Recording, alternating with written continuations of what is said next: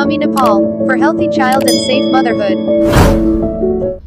नमस्कार। देश तथा विदेशमा बसेर मम्मी नेपाल हेर्नुहुने र मम्मी नेपाललाई माया गर्नुहुने सम्पूर्ण नेपाली दर्शकहरूलाई स्वस्थ बच्चा र सुरक्षित मातृत्वको लागि भिडियोहरू प्रसारण हुने मम्मी नेपाल च्यानलमा हार्दिक स्वागत गर्दछौँ। गर्भवती महिलाको स्वास्थ्य अवस्थाबारे थाहा पाउन विभिन्न किसिमका जाँचहरू गर्नुपर्छ। यस्ता परीक्षणले गर्भमा रहेको शिशुको स्वास्थ्य र शिशुको विकासको बारेमा पनि जानकारी प्राप्त हुन्छ। आमा र बच्चाको स्वास्थ्य अवस्था र सम्भावित जोखिमको पनि जानकारी लिन सकिन्छ। गर्भावस्थामा गरिने विभिन्न चेक जाँचहरूमध्ये भिडियो एक्सरे एउटा महत्त्वपूर्ण जाँच हो। धेरै दर्शकहरूले राख्नुभएको प्रश्न थियो, गर्भावस्थामा भिडियो एक्सरे कति पटक र किन गर्नुपर्छ? आउनुहोस्, आजको भिडियोमा हामी गर्भावस्थामा कम्तीमा 4 पटक गरिने मुख्य अल्ट्रासाउन्ड र विशेष अवस्थामा गरिने अन्य अल्ट्रासाउन्डहरूको बारेमा जानकारी दिनेछौँ। भिडियोलाई अन्तिमसम्म हेरेर पूर्ण रूपमा जानकारी लिनुहोला। Don't forget to subscribe Mummy Nepal. Press the bell icon to never miss the update from Mummy Nepal.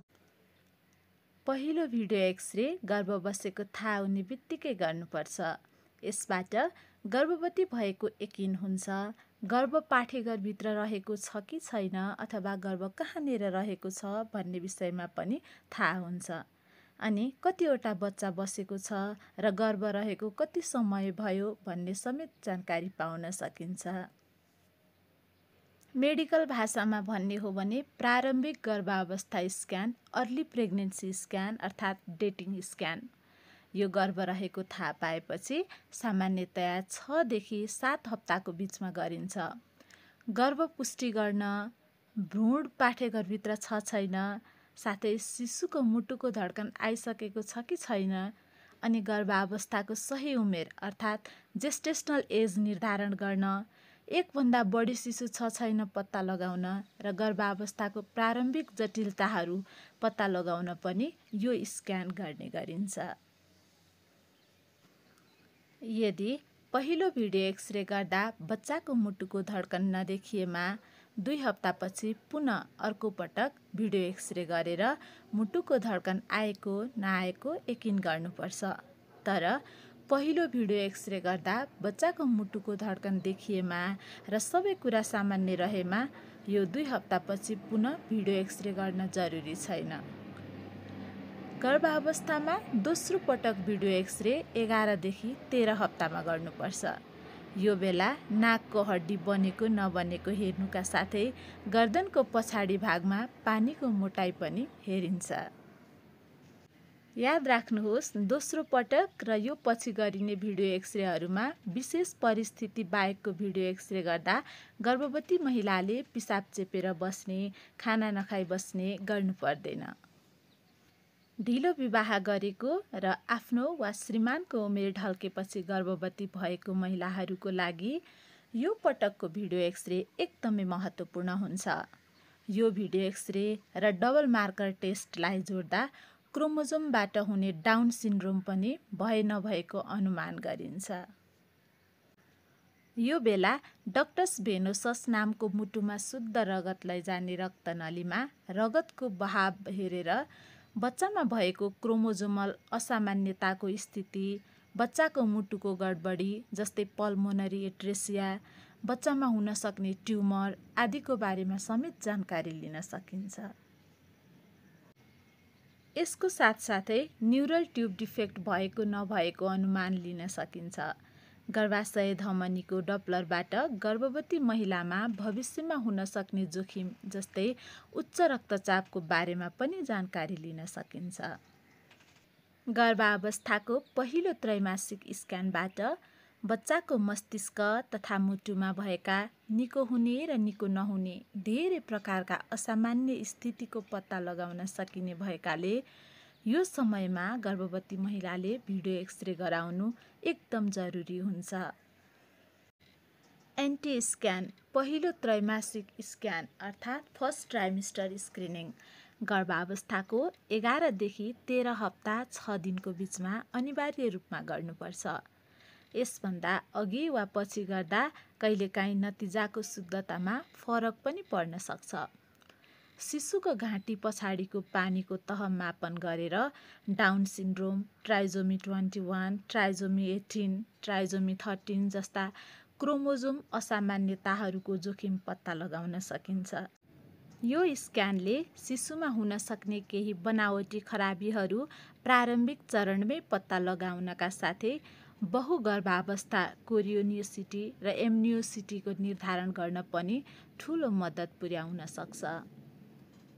अर्को छ एनोमाली स्क्यान। यो स्क्यानलाई गर्भावस्थामा गर्ने सबैभन्दा महत्त्वपूर्ण भिडियो एक्सरे मानिन्छ। एनोमाली स्क्यानबाट गर्भको बच्चामा बन्न पर्ने अङ्ग प्रत्यङ्ग बनेको नबनेको विस्तृत रूपमा हेर्न सकिन्छ। एनोमाली स्क्यान अर्थात् मिड प्रेग्नेन्सी स्क्यान गर्भावस्थाको 18 देखि 22 हप्ताभित्र गर्नुपर्छ। 23 हप्तासम्म पनि गर्न सकिन्छ, तर ढिलो गरिएमा केही विवरणहरू हेर्न गाह्रो हुन सक्छ। जन्मजात अपाङ्गताको पहिचान गर्न शिशुको टाउकोदेखि खुट्टासम्मका सबै अङ्गहरूको विस्तृत जाँच गरी कुनै बनावटी अर्थात् खराबी फिटल एनोमालिजहरू छ कि छैन भनेर यो स्क्यानबाट पत्ता लगाइन्छ। मस्तिष्क, मुटु, मेरुदण्ड, पेट, मृगौला, हात खुट्टाको विकास र संरचनाहरू हेर्ने गरिन्छ। एनोमाली स्क्यानले शारीरिक बनावटको विस्तृत जानकारी दिए पनि आनुवंशिक अवस्थाहरूका लागि थप स्क्रिनिङ परीक्षणहरू आवश्यक हुन सक्छन्। गर्भावस्थामा यो एनोमाली स्क्यान गर्न एकदमै जरुरी छ, किनकि यो अल्ट्रासाउन्डबाट बच्चाको स्वास्थ्य स्थितिको विस्तृत जानकारी पाइन्छ। यस बेलासम्म प्राय सम्पूर्ण अङ्गहरू बनिसक्ने भएकाले कुनै पनि अङ्गको विकास हुन नसकेको जटिल परिस्थिति भएमा यस बेला पहिचान गर्न सकिन्छ। यो एनोमाली स्क्यानमा गर्भमा हुर्कदै रहेको बच्चाको टाउको, गिदी, अनुहार, आँखा, ओठ, मुख, मुटु, पेट, मृगौला, ढाड, हात खुट्टा जस्ता विभिन्न अङ्गहरूको विस्तृत अध्ययन गरिनुका साथै साल र नालको अवस्था अनि बच्चा वरिपरि रहेको पानीको मात्राको पनि अध्ययन गरिन्छ। अर्को रहेको छ ग्रोथ स्क्यान। यो 28 देखि 32 हप्तामा गर्नुपर्ने हुन्छ। यो स्क्यान सामान्य र जटिलताविहीन एकल गर्भावस्थामा नियमित रूपमा सिफारिस गरिँदैन। यसबाट शिशुको वृद्धि र विकासको निगरानी गरिन्छ। गर्भवती महिलाको पेटको आकार सामान्यभन्दा सानो वा ठुलो देखिएमा वा बच्चाको चाल कम भएमा, आमामा उच्च रक्तचाप, गर्भावस्थाको मधुमेह जस्ता कुनै जटिलताको जोखिम भएमा यो स्क्यान गर्ने गरिन्छ। यसमा बच्चाको तौल, टाउकोको आकार, पेटको गोलाइ र फिमरको लम्बाइ जस्ता मापनहरू लिइन्छ, जसले गर्दा शिशुको वृद्धि दरको मूल्याङ्कन गरिन्छ। 30 हप्तापछि स्त्री तथा प्रसुति रोग विशेषज्ञको सल्लाह अनुसार आवश्यक परेमा भिडियो एक्सरे गर्नुपर्छ। गर्भ रहेको 32 देखि 36 हप्ता र 40 हप्तामा भिडियो एक्सरे गर्नु राम्रो मानिन्छ। यसबाट बच्चाको विकास र तौल, आमाको पेटमा भएको पानीको मात्रा, बच्चा उल्टो वा सुल्टो रहेको अवस्था, घाँटीमा नाल बेरिएको अवस्था, सालको अवस्था र बच्चामा भएको रक्त सञ्चारको अवस्थाको बारेमा पनि जानकारी लिन सकिन्छ। अब हेरौँ गर्भवतीले विशेष अवस्थामा गरिने अन्य अल्ट्रासाउन्डहरू के छन् त? Fetal echo, Doppler scan, fetal neurosonogram जस्ता अन्य अल्ट्रासाउन्डहरू रहेका छन्। फिटल इको यो स्क्यान सामान्यतया 24 हप्तामा गरिन्छ। शिशुको मुटुको विस्तृत अवस्था जाँच गर्न, मुटुमा कुनै जन्मजात खराबीको शङ्का लागेमा वा आमामा निश्चित जोखिम कारकहरू जस्तै मधुमेह, निश्चित औषधिको सेवन, परिवारमा मुटु रोगको इतिहास भएमा यो स्क्यान गरिन्छ। अर्को रहेको छ डप्लर स्क्यान। यो आवश्यकता अनुसार गर्नुपर्दछ। यदि बच्चामा रगतको सञ्चारमा समस्या देखिएमा यो हप्ताको 2 पटकसम्म पनि गर्नुपर्ने हुन सक्छ। शिशु र सालबीच रगतको प्रवाहको मूल्याङ्कन गरेर शिशुले पर्याप्त अक्सिजन र पोषण पाइरहेको छ कि छैन भन्ने बारेमा जानकारी पाइन्छ। यो डप्लर स्क्यान विशेष गरी शिशुको वृद्धिमा समस्या देखिएमा वा आमामा उच्च रक्तचाप जस्ता समस्याहरू भएमा गर्ने गरिन्छ। गर्भावस्थाको विशेष अवस्थामा गरिने अर्को अल्ट्रासाउन्ड हो फिटल न्युरोसोनोग्राम। यो मस्तिष्कको अवस्था हेर्न आवश्यक परेमा गरिन्छ। शिशुको मस्तिष्कको संरचना र विकासको विस्तृत जाँच गर्न कुनै स्नायु सम्बन्धी असामान्यता पत्ता लगाउन यो फिटल न्युरोसोनोग्राम गर्ने गरिन्छ। भिडियोमा भनिएका समयका भिडियो एक्सरे बाहेक गर्भवती अवस्थामा धेरै पेट दुखेमा, रक्तस्राव भएमा, बच्चा चलेको आमालाई थाहा नभएमा, स्त्री तथा प्रसुति रोग विशेषज्ञको सल्लाहमा अन्य कुनै पनि बेला भिडियो एक्सरे गर्नुपर्ने हुन सक्छ।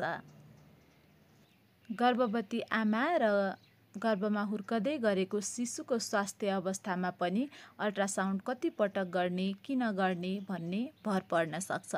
त्यसैले भिडियोमा भने जति नै नहुन पनि सक्छ र कहिलेकाहीँ योभन्दा बढी हुन पनि सक्छ। त्यसैले डाक्टरको सल्लाह अनुसार गराउनुहोला। हजुरहरूलाई मम्मी नेपाल च्यानल मार्फत प्रसारण हुने भिडियोहरू कस्तो लाग्छ प्रतिक्रिया दिन नबिर्सिनुहोला। साथै स्वस्थ बच्चा र सुरक्षित मातृत्वको लागि मम्मी नेपाल हेर्दै गर्नुहोला।